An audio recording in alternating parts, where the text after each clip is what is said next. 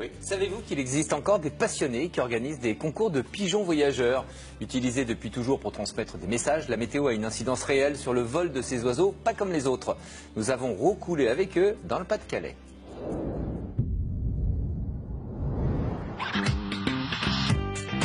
La course de pigeons voyageurs, c'est une tradition dans le Nord-Pas-de-Calais. Il existe près de 7000 colombophiles comme Marcel dans la région. On les reconnaît à ce pigeonnier qu'ils ont tous au fond de leur jardin. Plus qu'une passion, c'est un sport avec ses compétitions. En quoi le vent est-il déterminant pour ces petits bolides volants? Pourquoi la région est-elle le berceau de cette activité méconnue? Comment ces oiseaux ont-ils déjà changé le cours de l'histoire? Vous le verrez, le sens de l'orientation de ces pigeons est extraordinaire.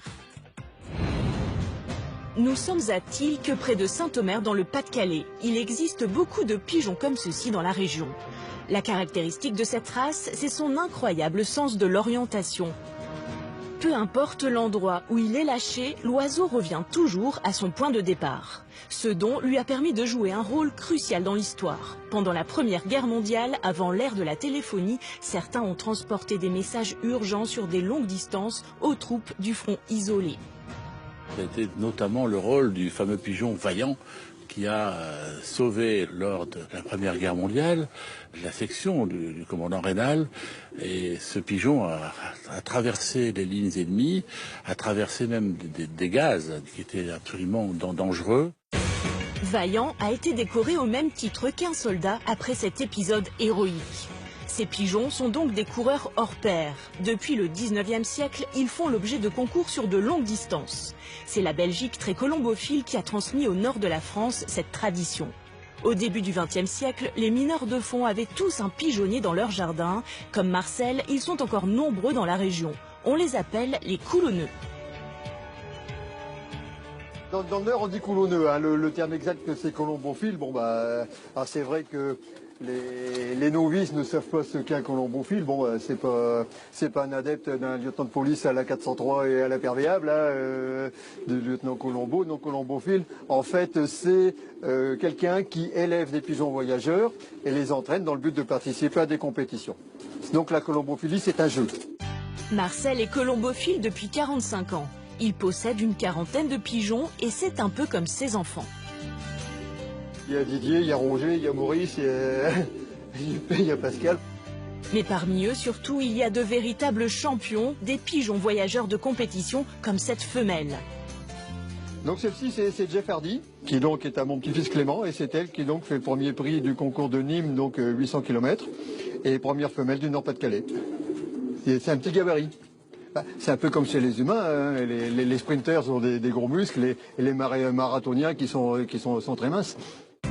Cette femelle fait des concours dont le départ s'effectue dans le sud de la France. Les pigeons partent là-bas en camion et sont plusieurs milliers à être lâchés tous ensemble. Les propriétaires attendent l'arrivée des oiseaux au pigeonnier. Ils peuvent voler jusqu'à 1000 km dans la journée. Bon, et puis le pigeon vole en moyenne à 80 km/h. À titre d'exemple, là, au mois d'août, les pigeons ont été lâchés à 7 h du matin à Nîmes et à 7 h moins le quart au soir, elle était rentrée. 11 h 45 pour venir de Nîmes. Le sens du vent peut avoir un impact dans ces concours. Le mieux, c'est quand il n'y a pas de vent. Bon, maintenant, c'est vrai que le pigeon, s'il vole en moyenne à 80 km/h quand il n'y a pas de vent, en fonction du vent, s'il a vent de face, il va voler qu'à 60 km/h, et avec un vent poussant, il peut voler jusqu'à 120 km/h. Une fois l'oiseau rentré au pigeonnier, le propriétaire récupère cette bague, c'est son dossard. Il la met tout de suite dans cette machine qui affiche l'heure d'arrivée. Et le dépouillement entre les coulonneux survient plus tard, c'est une vieille méthode. La colombophilie a connu un déclin dès les années 50, mais depuis peu, elle fait l'objet d'un regain d'intérêt. Les jeunes s'y mettent de plus en plus, c'est le cas de Terry et Frédéric qui ont à peine 16 ans. T'en as combien? 75.